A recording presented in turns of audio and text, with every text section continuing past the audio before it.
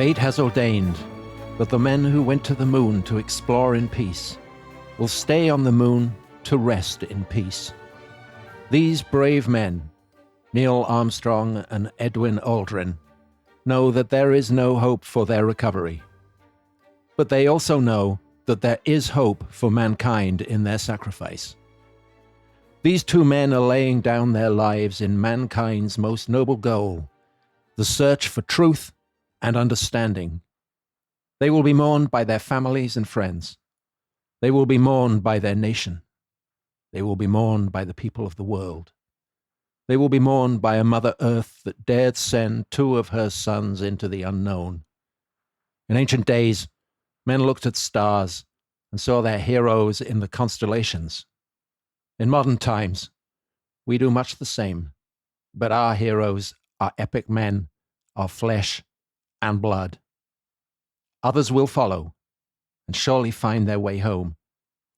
Man's search will not be denied, but these men were the first, and they will remain the foremost in our hearts. For every human being who looks up at the moon in the nights to come will know that there is some corner of another world that is forever mankind. So that, Dominic, was your hero, President Richard Nixon. Or rather, it was Richard Nixon as he would have been had the Apollo 11 mission gone wrong, had the Eagle not landed or had it been unable to take off, had Neil Armstrong and Buzz Aldrin been left stranded on the moon.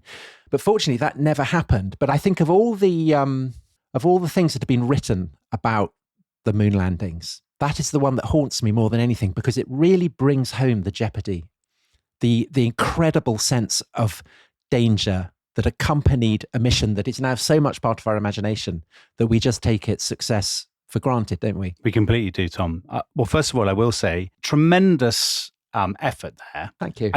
I felt it was slightly wavery at times, but as we will discover, we won't give it away right away, but you were under tremendous pressure there. I was. I mean, because there is a Californian listening to this who, has maybe dabbled a little bit in amateur dramatics himself. Bit of acting. In acting himself, exactly. So you did well under tremendous pressure. To be honest, Dominic, it was Richard Nixon talking about the search for truth and understanding that made me wobble. Of course, right. Yes. Yes. So it is an extraordinary thing, isn't it? When you think about the 20th century, it will of course be remembered in the long run for technology, for the world wars, for the terrible depths of man's inhumanity to man. But the one great shining light, I would say, is the sense that mankind was pushing the frontiers of technological exploration. And that moment when man lands on the moon is the supreme symbol, I think, in the 20th century of, the conquest of frontiers that would once have seemed absolutely impossible. And the sheer symbolism, don't you think, of that moment when Neil Armstrong steps onto the moon. And you're absolutely right, I think, to emphasize the jeopardy, which is something we so often overlook. Now, you and I are too young, aren't we? I mean, I wasn't even born. Well, I'm not actually. You're too young to remember it, though. Yeah, I am definitely too young to remember it. But the good news is we have a guest today who does remember it. Now, Tom, we are a patriotic podcast. So it pains me, given our history with the French, this is our first guest who is a chevalier of the Légion d'honneur, would you believe? That we have it on the show. Yeah. However, on the positive side, he is a fan of Aston Villa. Well, so it's not all bad. Two pretty deep black marks there, Tom. But I'm prepared to overlook them because it is our first guest to have won, not one, but 2 Academy Awards for Best Actor in successive years. It is, of course, top historian Tom Hanks. Tom, welcome to the show. Thank you. And by the way, Tom Holland, a dead ringer, as Richard Thank you. I think, without a doubt. Thank you. If he could say such things like, I am not a crook, and you won't have Dick Nixon to kick around anymore. Those were 2 of his other quotes. I'll feel like I'm sitting in the same room. Wow. You are too kind. That is charitable. That is so kind. That is so generous. That is a beautiful, it's odd to say, but a missed opportunity for some magnificent poeticizing in that speech that did not have to be given.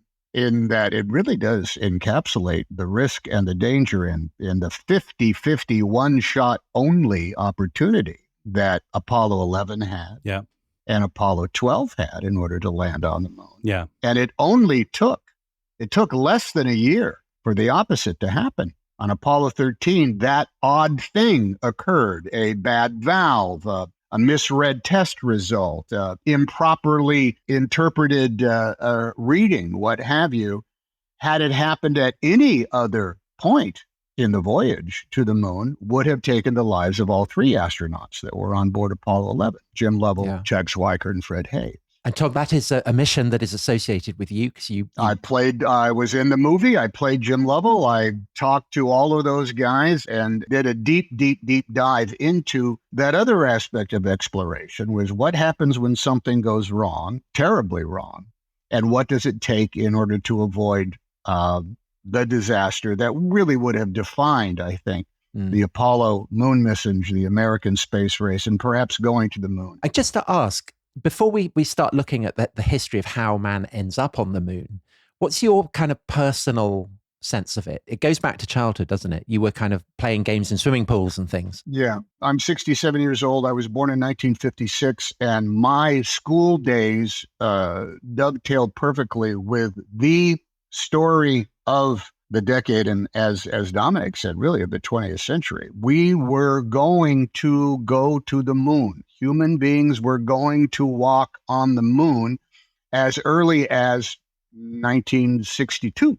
The question was when and who and how fast and which nation. Would it be the Soviet Union, who seemed to be light years ahead of us in their secrecy and in their accomplishments, or would it be the very open and public and very expensive American space program? So from John Glenn, or actually Alan Shepard, in the early 1960s, I was in second, third, fourth, fifth, sixth grade. So I was 13 in July of 1969. And the only thing I was paying attention to, outside of maybe some girls, was the run-up to landing on the moon, which began really in earnest in the zeitgeist of Vox Populi, starting in 1968, when Apollo 8 went to the moon and broadcast live from the lunar orbit on television. And we saw that very particular vision of ourselves on the planet Earth in the distance, in black and white, but yet there we were. But seeing it on television, I was sitting in my mom's house in Red Bluff, California, thinking that history just cracked wide open. Something had happened that had never happened before. And so now it was just, we had to complete the task. And when would that happen? There were two more missions that went and tested equipment, and one flew to the moon again, Apollo 10. They did not land. And it wasn't until that July where it was going to happen. And it was a countdown. It was every day that ticked by, every week, every headline, was sort of like writ in all of the disciplines that I was studying. Certainly it was current events, the news of the day. But it was also science. It was also physics. Lift plus thrust is equal to load plus drag. It was engineering. It was mathematics of how do you build these rockets, and how do you put three guys into it, and how do you, what does it take in order to build something that can land on the moon? It was science and technology, because they had amazing computers that would help divine, how to get there. Computers in the primitive sense. Your average calculator that you get for free on one of your apps on your phone now has more memory than everything that had on Apollo. And then there was also a degree of artistry to it, because I can't tell you enough of how much the combined presence of 2001: A Space Odyssey, the motion picture, as well as the poetry of Archibald MacLeish and the ongoing science fiction writing of anybody from, Robert Heinlein to Arthur C. Clarke. This was all enmeshed in this world of before we land on the moon. I was very cognizant of that great, I overused the imagery of Rubicon that was crossed by humankind. On one side of the lunar river one day, and then the next day we had crossed over to the other side. All of humankind now were spacefaring, planetary visiting beings. And Tom, can I ask you, So you said you were born in 1956. Obviously, the following year, I think it is the year that the Russians launched Sputnik, which was a great shock for Eisenhower's America. How much were you growing up conscious of the fact that the space race was being driven by that kind of Cold War competition with an ideological adversary? Or was that not really on ordinary people's radar, would you say? No, it was us versus them. Turns out the threat of Sputnik was really just they'd been able to do it. Yeah. Everybody was, now they can drop rockets on us. No, they couldn't. Yeah, Sputnik was essentially a grapefruit-sized ball that was going beep, beep, beep. But the fact that they were able to do it in the first place was what kind of like kicked America's ass for a while. How come they can do it when we can't? Then, of course, Yuri Gagarin goes up and it orbits the moon. And it seemed as though the Russians were building spaceships when Americans were kind of like sending up versions of toasters to see if they could work in outer space instead. Yeah. But it was a competition, pure and simple, us versus them.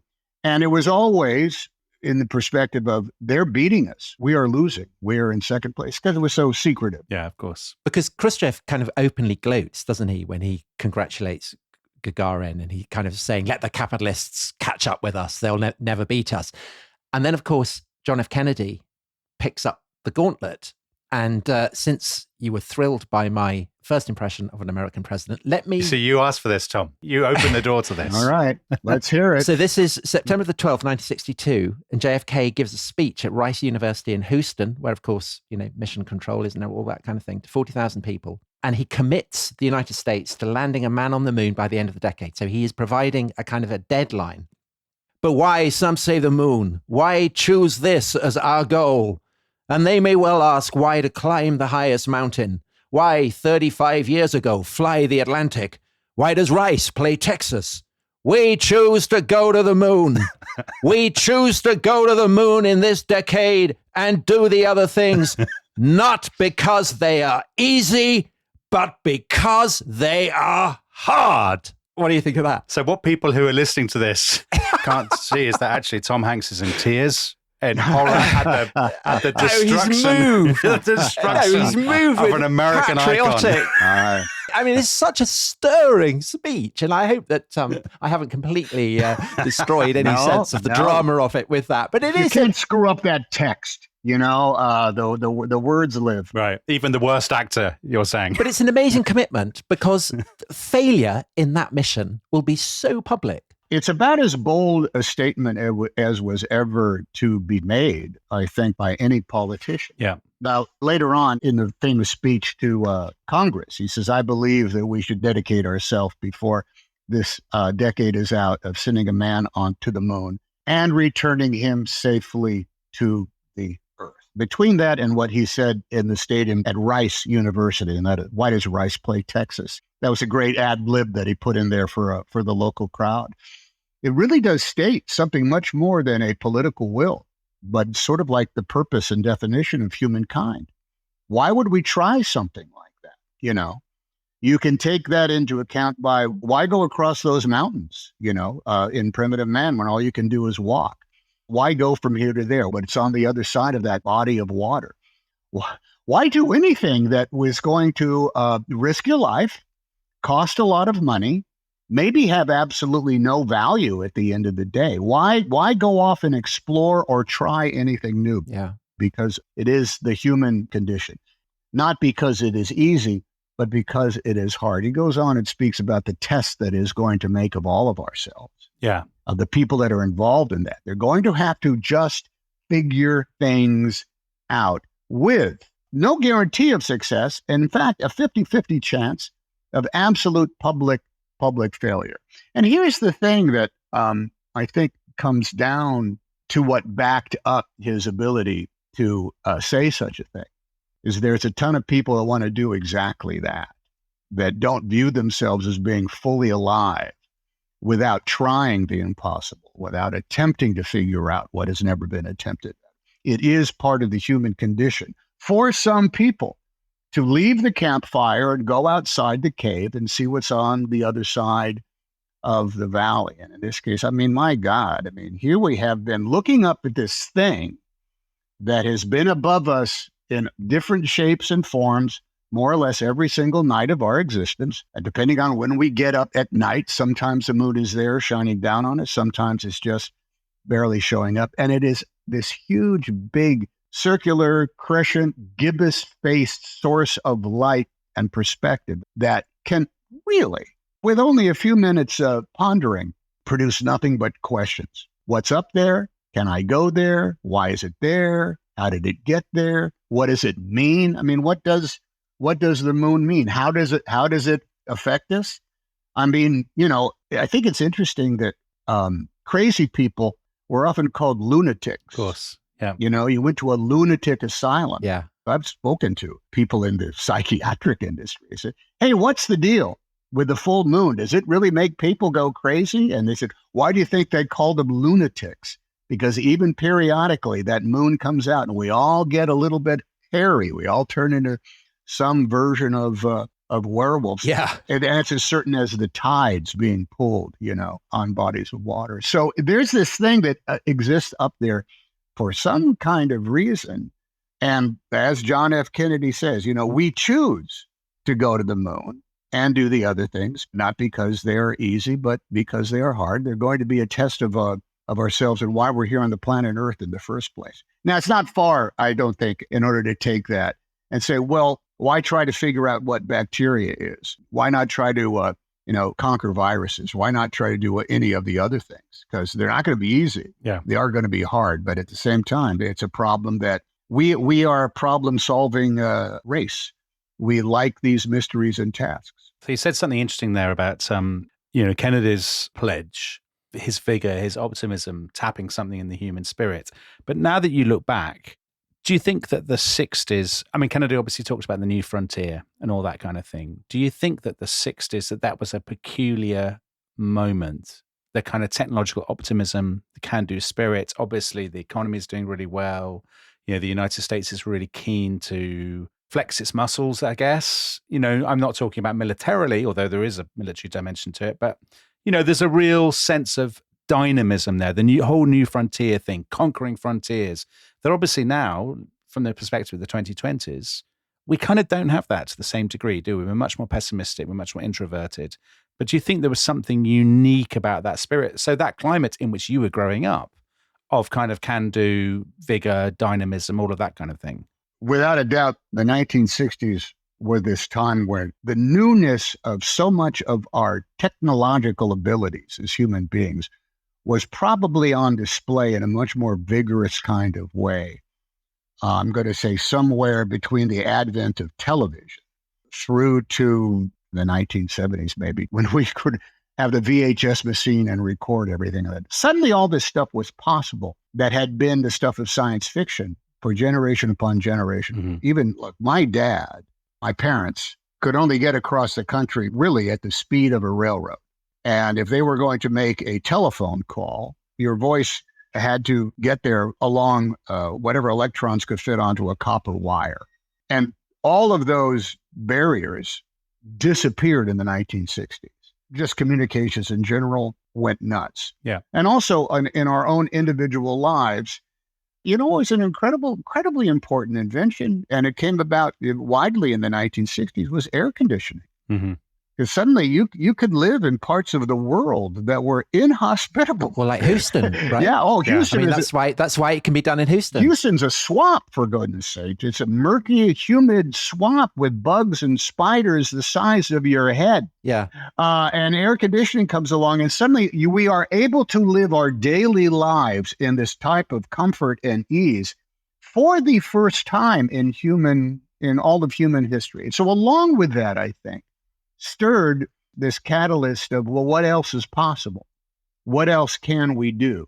What else is fun? What else is going to be entertaining? And what else can we do at nighttime when we're home done with our jobs? But also then, what else is going to be able to move us from here and there? And what else is going to be technologically, imaginatively possible? It seemed there for a while that if you could imagine it, you could make it happen. Yeah. In the 1960s. That has just sped so fast, that now we don't even think twice about all the things that are possible. And Tom, I should mention, this is a thought that was, it struck me very, very powerfully when I went to a show that you narrate Moonwalkers in King's Cross here in London, where we are, which is on at the moment. It's on, I think, till the 13th of October, 2024. And in that, you narrate the story of all the various Apollo missions. And one of the things that leaps out from that is how short the distance of time is between utter disaster and utter triumph. Yes. So Apollo 1, 3 astronauts die horribly burnt to death in their tin can, as David Bowie would put it. And they weren't even meant to fly. They were just doing tests on the ground. Yeah. And something went so hideously wrong that they were incinerated to death and they could not get out of, they couldn't even open the door to the space capsule. Because that seems Apollo 1, they die so horribly, the technology seems dodgy, and yet the speed with which the missions are being sent up. So we already talked about Apollo 8 with Moonrise and Jim Lovell up there and everything. And then Apollo 10, dress rehearsal for the Apollo 11 lunar landing, which is it's called Snoopy, isn't it? The one that goes down. Well, yeah, but okay, let's can we take a moment just to examine Apollo 10? Sure. Yeah. Well, Charlie Brown and Snoopy was a command module in the lunar module. Apollo 8 had gone around the moon at Christmas with 3 guys in it. It was just them, just to see if the math worked. The Apollo 8 was kind of like, if we can throw this hammer hard enough, it will go around the moon and come back, right? And they did. And I'll tell you this little side story. Charles Lindbergh visited the crew of Apollo 8 just before they were about to launch. And they said to him, are you going to come back in July for the Apollo 11? Because that'll really be history because they're going to land on the moon. And Charles Lindbergh said, no, you guys are making the most important flight in humankind. You guys are leaving the gravitational pull of the planet Earth. That's never been done before. If you guys can do that, all the rest of the stuff is nuts and bolts. Wow. How about that? Yeah. So then let's take Apollo 10. Thomas Stafford, who is the commander, and Gene Cernan is in Snoopy, the lunar module that cannot land on the moon, but separates in lunar orbit, goes around a bunch of times, does a bunch of tests, separates into its 2 descents. So I've asked Gene Cernan this: how in the world do you go all the way to the moon, fly just a few dozen miles above its surface, and willingly give up on the idea of landing and coming back home? You are so close. Yeah. And yet you're not allowed to park and go into Disneyland. Yeah. You can only drive by and look at it. Is that why they called it Charlie Brown? Because they never got there. No, actually, the reason they called it Charlie Brown is because it was the first time they were going to have 2 different spacecraft that they had to talk to individually. Oh, I see. So they needed names. So when they said, hey, Charlie Brown, that meant the command module. They said, hey, Snoopy, that meant the lunar module. Right. So as somebody who's talked to a lot of these astronauts, and obviously you've played astronauts and you've narrated films about them and so on and so forth, is there a sense of, does the camaraderie trump everything? Are they just so proud and privileged to be doing the jobs that they are? Or is there a sense of, I don't know, maybe jealousy is too strong, but rivalry, because the guy who gets to be the first guy on the moon, that is a very privileged position. So in other words, do the people on Apollo 10 think, yeah, this is all very well, but I wish I was on Apollo 11? Or does that not come into it? They are perhaps the most competitive group of people I've ever come across. Oh, really? Right. They are all convinced, rightly so, that they are the most accomplished of anybody is there. They do give each other great respect for what they have accomplished, but they don't necessarily get along. Right. They don't necessarily have to like each other. Yeah. Without a doubt. It is a class, and by class, I mean a group of people who are all studying and competing for the same honors, right? Yeah. And inside that comes every one of the human feelings that is part of the human condition. But what they also are, they are members of an extremely exclusive club that is a meritocracy. You have to be smart. You have to be accomplished. And you have to withstand any number of intellectual and physical rigors to be a part of it. So I have found them all to be a source of, if you can get them away from, what's the word anybody who accepts a check from the federal government runs the risk of saying something so, improper or whatever. And so there's an awful lot of pressure on them to always say and be and do the right thing. I'll take that into account because I understand that what goes along with it. But just like, I don't know, it's kind of like when you get a chance to have a real conversation with one of the Rolling Stones, hey, Bill Wyman, I got some questions for you about what it was like being a part of the Rolling Stones. Yeah. Hey, Charlie Watts, you got to watch the back of those. What do you think? They all have a very, very, very individual story to tell about what they saw and what they went through. And it is singular. It is for them and them alone. You Tom and Dominic, you talk about what would have happened if Neil and Buzz on Apollo 11 had died going down to the surface or not able to get off the surface. Let's imagine their corpses are in the Sea of Tranquility for the rest of time, okay? Do you know what Michael Collins had to do?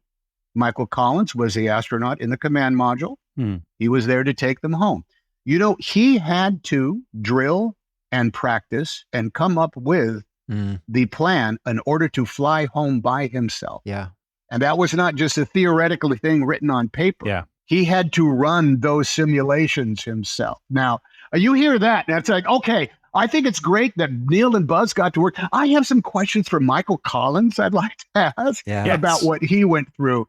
It's almost as though let's not discount the expertise of those men simply because they didn't get to go down and get their boots dirty. But also, I mean, imagine Aldrin and Armstrong know that Michael Collins has been preparing for that. Michael Collins knows it. Yep. I mean, such courage. And just to go back to the letter that we opened with, they're getting in a tin can. They don't know it's going to work. So we should probably take a break. But before we do that, let's get man on the moon. So let's follow Neil Armstrong and Buzz Aldrin as they are coming down to the surface of the moon in the Eagle. As preparation for this, I rewatched the Ryan Gosling film First Man, and they do it brilliantly in that. I think with kind of music, it's kind of incredible tension. Yeah. And I was prompted then to go and read a book that you wrote the introduction for, Andrew Chaikin's A Man on the Moon, The Voyages of the Apollo Astronauts, because I hadn't realized until I saw that film that they almost land in a crater, don't they? Yeah. And Neil Armstrong has to kind of take over. He kind of goes... he says... pretty rocky area here, he said. Understatement of the year. Yeah. Pretty rocky area here. Well, yeah, on the moon. And the NASA tracking guy is saying it was like watching a man, some kind of snake charmer, put his hand on a cobra. Anything can happen any minute and probably will. I mean, I cannot imagine the tension there must have been at that moment. There was also the fact that the visuals of landing there, because there is no atmosphere, there is no sense of depth perception. It's very hard to determine how big that rock actually is. Is it the size of a house, the size of a car? Is it the size of a toaster? How big is that rock? Because the lack of an atmosphere means everything is crystal clear. Everything is as sharp as focus as there is. Outside of the analog radar, they had a very primitive version of radar, not much better than, had it existed since World War II. The best guide they had was the fact they had the shadow of their lunar module. They had the shadow of the Eagle. And the math that went into them landing meant that their lunar module had to be coming into a landing with the sun directly behind them. So that this little shadow that finally shows up in the distance is them. And they just match it up for where they are until the shadow is there. I mean, and it's not until about 20 feet above the surface that the dust of the moon starts kicking up. And Buzz Aldrin says, picking up a little dust, that means they are that close. So a shadow and some dust is the only thing that tells them how close they are to the surface. Yeah. I can't get past those kind of details. Yeah. Should we take a break now? And when we come back, we'll let the listeners know whether the Eagle manages to land or not. Yeah, let's find out because I'm anxious to know. Okay. See you in a few minutes. Bye-bye. This episode is brought to you by Rocket Money. Tom, we often talk about how to organize our finances. I'm very conscious that I'm paying for a lot of mad subscriptions. And there's one thing that we've talked about often on this show. It's the thing that we probably hate more than any other, and it's a hidden fee. I would love to get my finances under control. There are all these things piling up on our bank statements, and I think I need to fix this problem. I need to sort this out and to stop this. I mean, my finances are so chaotic that I need this app. So I'll tell you what it is. It's called Rocket Money. It's a personal finance app that helps find and cancel cancel your unwanted subscriptions. It monitors your spending and it helps to lower your bills so that you can grow your savings. With Rocket Money, you can track all of your subscriptions and you can easily cancel within the app with just a few taps, saving you time, avoiding charges. And you can also set budgets and goals and get personalized insights and regular reports to track how you're doing. They will even send you real-time alerts for large transactions, upcoming bills, refunds, and even low balances. So let Rocket Money help you reach your financial goals faster. Join at rocketmoney.com/ishistory. That's rocketmoney.com/ishistory. rocketmoney.com/ishistory.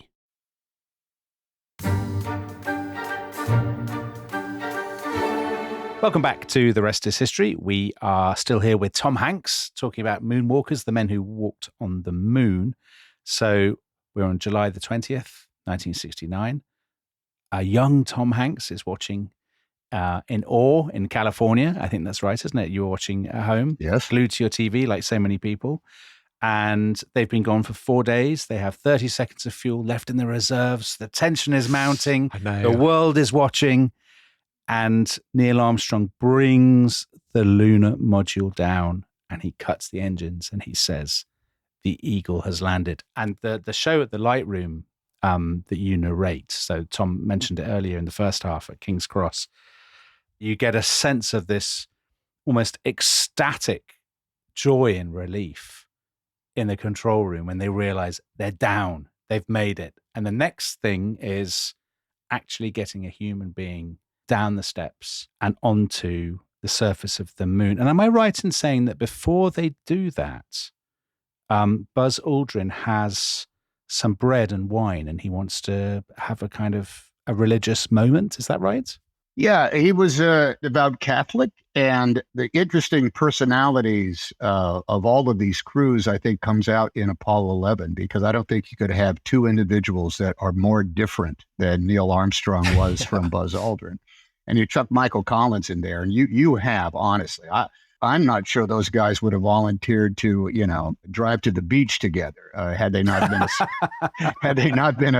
been assigned to it. Yeah. But he did do it, and I think it's actually very beautiful, particularly for a man of any type of faith. And it does put that other sort of context into the endeavor. Now, NASA, I don't think, was ever wild about there being any religiosity brought to anything in the program. In fact, when Apollo 8 read from the book of Genesis on their television broadcast, there was all sorts of, any number of public comments of like, this is the last thing we need. But it was, I think what Buzz did there was he said, this is a personal moment that I am experiencing. Mm. So therefore, I am going to note it in a very, very personal way. And one way or the other, in an awful lot of the conversations I've had, I haven't spoken to every one of the men who walked on the moon, but they all do some version of that is just a moment for themselves. But of course, for people watching on television, the key moment is when Neil Armstrong actually steps onto the moon, and he slightly fluffs his great line, doesn't he? Did you, as an actor, ever talk to him about that? There's all sorts of fabulous, old wives' tales or, legends about what it is. And if he had said, that's one small step for a man, one giant leap for all mankind, that might have been better. But for my view, it's one small step for man, a giant leap for mankind. There is a rule, I think, when it comes down to literature, is to get rid of any word that you do not need. Right. I think that he just truncated it perfectly.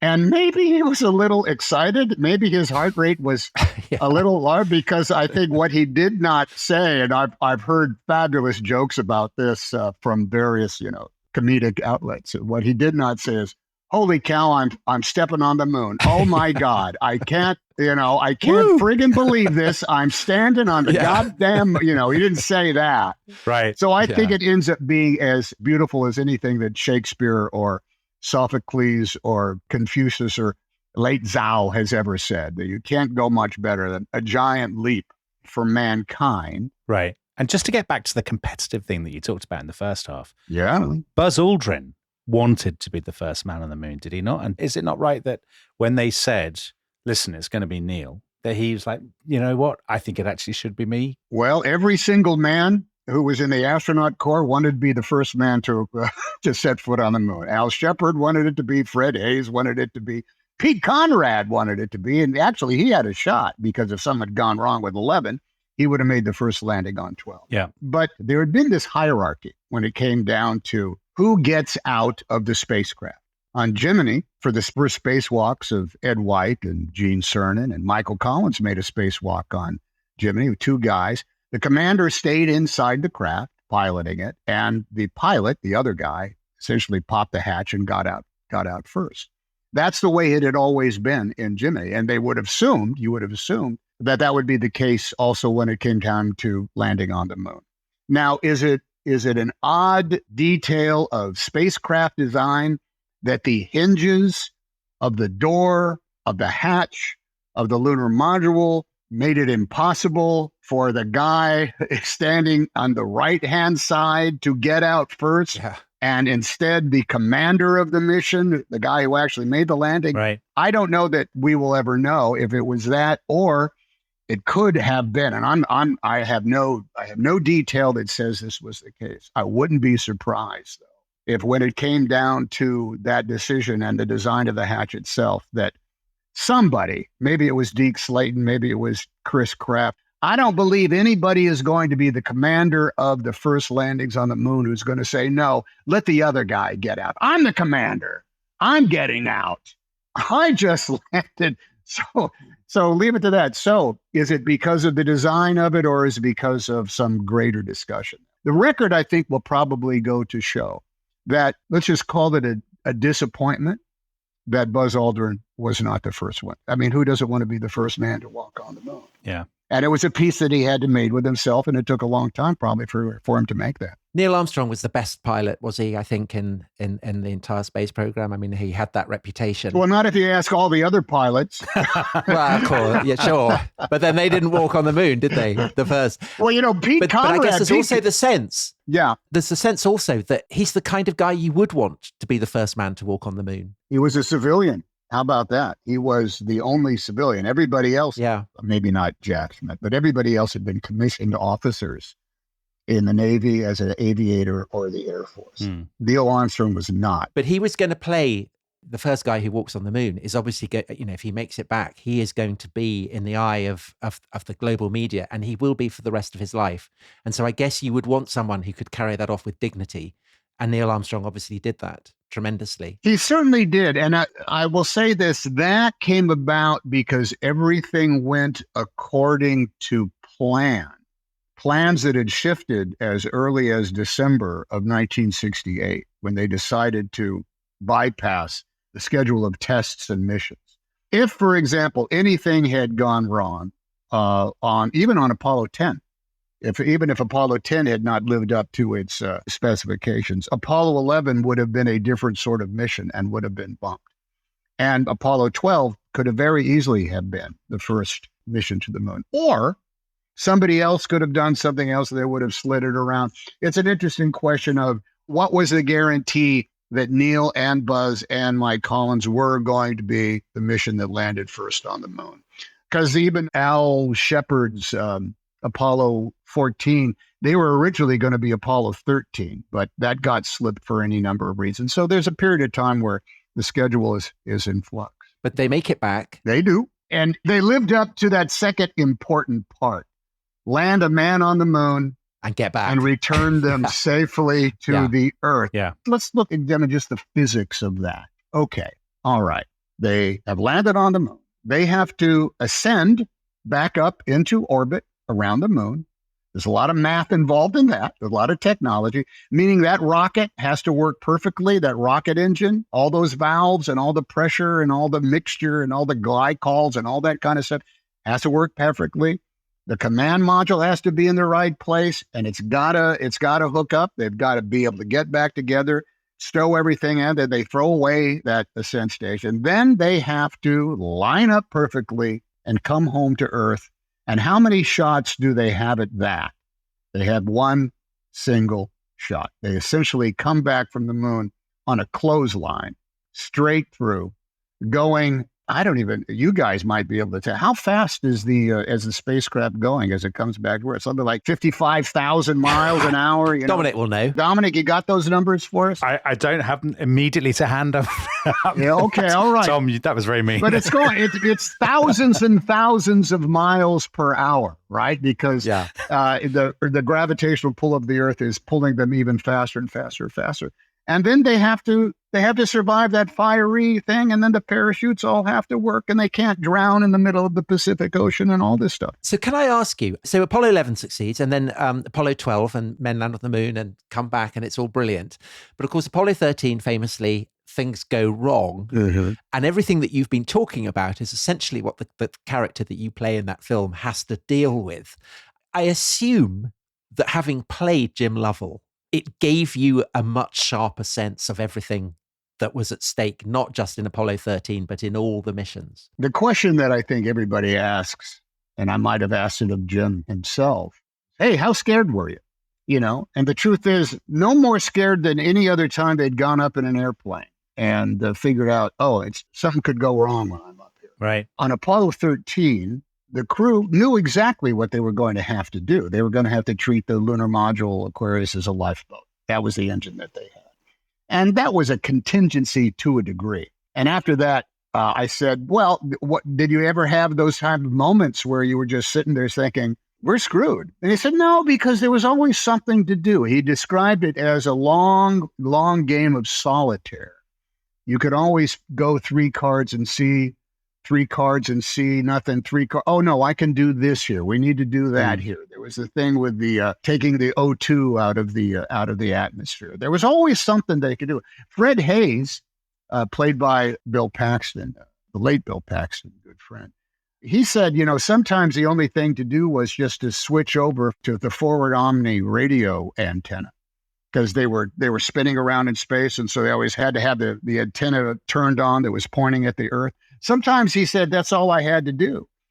But, that gave me something to do every 2.5 minutes. So that was something I had. So getting to that aspect where they are always in play, and as long as they had a step that they had to take, they realized that there was a chance that they were going to make it back. The bigger thing I think that I certainly get from Jim Lovell, and he said this, he said, anytime you go up in an airplane, you cheat death. Human beings aren't meant to fly, but we've just figured out how to do this.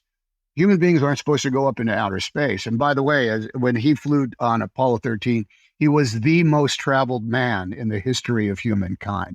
He had been in space more often. He had been in space longer.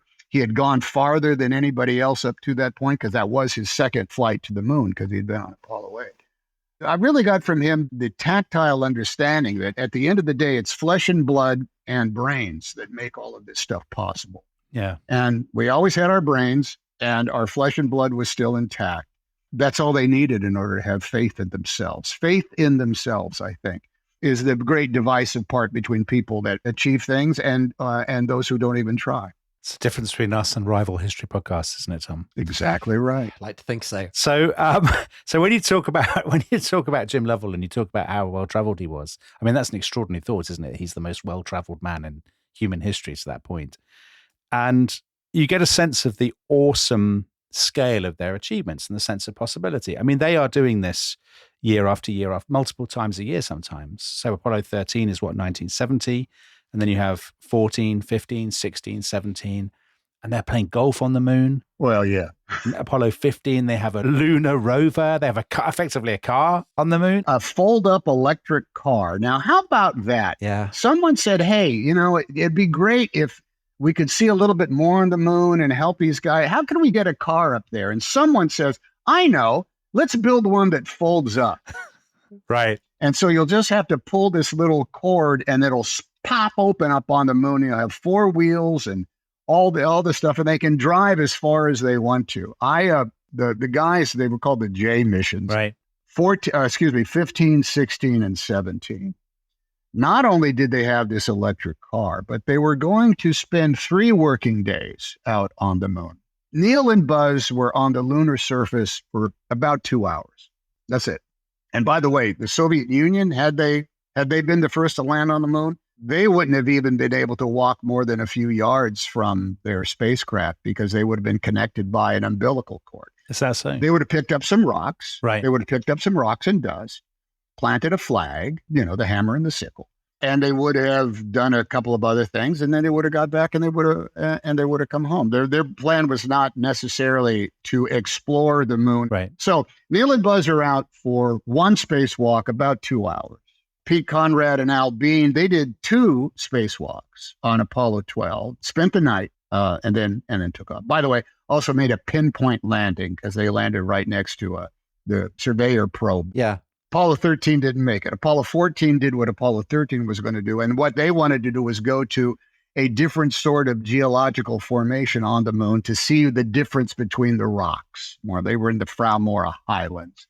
Then along comes 15, 16, and 17. It's like, go as far as you can, find as much as the stuff, and land in the most difficult places, and let's find out what is there. Every time they did that, every one of those missions tested some new aspect of what it takes for human beings to go into outer space and proved that either worked or did not work. And I think they all found, a surprisingly great amount of leeway. I'll tell you this. Let's just ponder their pressure suits, the lunar ELEVA suits, lunar excursion suits, and they had the pressure suits. They worked perfectly. The worst thing that happened was on Apollo 14, the water hose got crimped and the astronaut was not able to replenish himself with liquids while he was out on the moon for 7 hours. Oh. Then here's a very interesting detail, and let's not discount that. I was in the Lunar Specimen Receiving Laboratory, where they still have the rocks from the moon, the geological samples from the moon, that have not been touched. They have not been examined. I mean, most of them have been, but underneath gloves inside a vacuum pack seal in an airtight antiseptic atmosphere, I was able to hold the packages that had moon rocks in them. And the geologist that was there said to me something fascinating. He said, 90% of what we know about lunar geology came from the rocks that Neil Armstrong picked up. On Apollo 11, Neil picked up the lunar specimens. Buzz laid out the scientific packages. So 90% of our understanding, our education of the geological origins and makeup of stuff on the moon came from the rocks that Neil Armstrong picked up in his 2 hours. So you got to think then, what were all those missions for? To find out what was possible, to find out the limits of how far one could go, and to find out the other specifications that is going to be the template for how anybody goes into outer space. Yeah. And you talk about them bringing stuff back like the lunar rocks, but they also left things there, didn't they? Oh, so there's a lovely story. I remember it from the Lightroom show that you did. Charlie Duke, he leaves a photo, doesn't he? With an inscription with his family's fingerprints. And the inscription on the photo says, "This is the family of astronaut Charlie Duke from planet Earth, who landed on the moon on April the 20th, 1972. I actually found that the most, because I'm sentimental, I found that the most kind of poignant bit of the whole exhibition. This photo, which now has been bleached by the sun. So the sun, yeah. So like the flags as well have been bleached. Yeah, on one side of that photograph is probably just, a white blotch. But on the other side, that has been sitting in darkness since 1972, are the names and the thumbprints of his family. So let's imagine that we're long gone and somebody else comes along to the moon. What do they notice? There's plenty of flags. There's a number of books. There's a Bible was left on the lunar rover. Plenty of scribbles of initials, probably here and there. There's that sculpture of the fallen astronaut that Dave Scott left, because by that time human lives had been lost in the space program. Yeah. And that was representative of them. Everybody, if you want to go on the internet, you'll be able to see that there's an entire market for lunar Apollo memorabilia, everything from patches that had been flown, stowed away and flown to and from the moon, autographs signed, flight plans, this and that. That stuff is all scattered about. And I don't know that everybody is willing to talk about this stuff that they took up with them and they brought back, because I think there's a lot of very personal mementos that the 12 Moonwalkers took up with them and brought back and gave off as very, very special gifts and historic ones. Because, I mean, imagine if you could come back with, a fork from Columbus's original. Oh, wow. Yeah. Sure. You might want to say this fork was used on Magellan's, trip around the world. That would be a very unique fork. So, Tom, you said 12 men walk on the moon, and the Apollo missions end in 1972. So no human has set foot on the moon since then. Could we end, I mean, I know this is a history podcast, but just ask you to look into the future and what your hopes would be for the future of human space travel and perhaps going to the moon and perhaps, who knows, going to Mars? I found out recently that even just for the next 12-month period, I think there's something like 24 different enterprises that are going to go back to the moon. 24 different entities are going to land something there, plant something there, figure out how to put a probe down, a robot, whatever. And it just happened, like a week and a half ago. Somebody landed on the moon and thing fell over. So it's now laying on its side. So I want to say the desire to go back, but I also would say the need for us to return to the moon is as present now as it was to get there in the first place.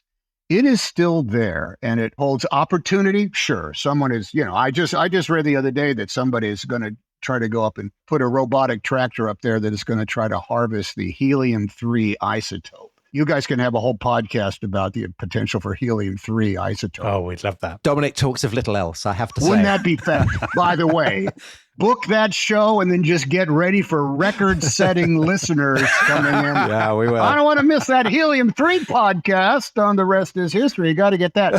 So the opportunities go out there and exist. But what you really are going to be coming around to, that same sense of humanity, the same human need to continue along the track of what's up there. And so do you think it matters that it would be humans rather than, say, robots? I mean, is it something about it being flesh and blood that matters for scientific reasons or perhaps imaginative reasons, making a statement? Because that's what's so moving about. Yeah, the physical constraints on human beings makes it more impressive, don't they? I mean, it's the flesh and blood. Yeah, it will be both. It's not either or, because human beings will not accept either or. Tell human beings they can't do something, and then see how big the line is for the people who said, don't tell me what I can't do, Mm-hmm. Now, will human beings walk on the moon funded by governments and by popular will or by, votes of Congress or Parliament or whatever? Maybe not. What we have learned from the Apollo missions is literally how to do it. And how to do it does not necessarily have the need for huge, massive space consortiums in order to do it. I mean, a husband and wife with the right amount of money, the right amount of smarts, and enough land could probably do it themselves right now if they set out in order to do it. The technology is there. The physics is understood. The composites, the building materials, the computers, all that stuff is right there. The question will always still be, to what purpose? It certainly isn't just to go back, and we did it. And here I am, and now I'm going to come back, and I'll be, I'll have my own podcast for the rest of the time because I'm the guy right back to the moon. Right. The Artemis mission, that's going to probably go up and circumnavigate, fly around the moon sometime next year. That's going to be literally the first footstep toward some brand of recovery if all the funding and everything holds out like that. But even without that, there are folks out there, maybe they're only 8 years old. Or maybe, maybe there's somebody, who's 67 like I am. It's going to say, I'm not going to miss out on the opportunity to go back and restart or to take up again the mantle of what those first 12 human beings did. It's time for us to go back. We have never let a single piece of our planet Earth remain unexplored. I mean, there's people who live in Antarctica, because there's stuff to figure out there. We've never done that. And we're not going to do that with something as close as our nearest celestial neighbor either. Because once we get up there, we say, well, why do it? Because it's just going to be the next step towards whatever is beyond. And, I love the science fiction aspects of it. And then we'll go to Mars and we'll figure out that. And then we'll go on here. Yeah. We'll do all that. That's great. Somebody else is going to take that on. But let's talk about who really actually is going to go off and do it for the reasons that human beings will want to go to the moon in order to accomplish what needs to be accomplished. And I think that's fascinating. And will it happen? Look, I hope it happens within the next 10 years. It's got a really good shot. Right. And if it happens within the next 10 years, it's just going to keep happening and keep happening and keep happening until it becomes as routine as flying from Long Island in New York City into Paris, just like Charles Lindbergh did it. Or, being able to get on a 747 and flying from Los Angeles to Sydney. Mm-hmm. It will become something that is like, someone's flew back on the moon. Oh, who did it this time? And maybe they'll pay attention and maybe they won't. But it will be being done by people who are phenomenally invested in the enterprise itself. So more people will choose to go to the moon, and they will do it not because it is easy. They'll do it because it is hard. Well, that's a brilliantly optimistic. We don't normally end rest is history episodes on an optimistic note. Oh, optimistically? Okay, well. So Tom, before we let you go, and thank you so much again for coming on the rest is history. Our beloved producer Theo has banned us from saying goodbye to you until we've asked you a few questions about history. Bring it on. And don't worry, they're not quiz questions. All right. So I have my hand on the buzzer now. Okay, very good. Were you interested in history as a child? And if so, what particular bits of history did it for you? Is this my starter for 10, Dominic? I just want to make sure. Exactly so. Get this wrong and you're out. Yes, I've always been fascinated by history. For some reason, I didn't have to take notes in history classes. I just felt as though with a good teacher, I was hearing a story that was kind of like unforgettable. Math was beyond myself. I was too lazy for English. But history, it always used to be a version of a great story that I was hearing. And I think I was aware, I guess, as a young man, that I was living in historic times. First of all, and I've gone back and I've revisited certainly World War II, the war, because every adult in my life talked about the war in three very distinctive phases. That was before the war. That was during the war.